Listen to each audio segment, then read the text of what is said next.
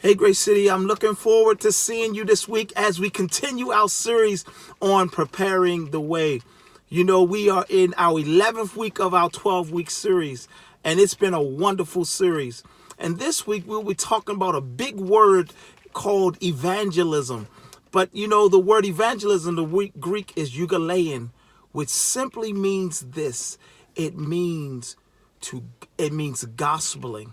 You know, in our English language, we don't have a word or action called gospeling, but I think it's a deeper meaning for us. It reminds me of one of my favorite movies called Amistad.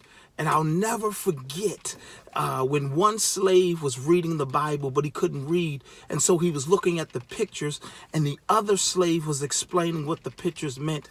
And one slave saw a picture, and he said, this man has light over his head. He heals, he protects. He says, he died. He goes and he rose from the dead. They placed him in a cave, and he rose from the dead. And he said, that's where our souls go. Well, you know, that day, that man was explaining the gospel. But this is the convicting part for us as believers. If the people around us could not read the words on the page, would our lives be a picture or illustration of what the gospel is?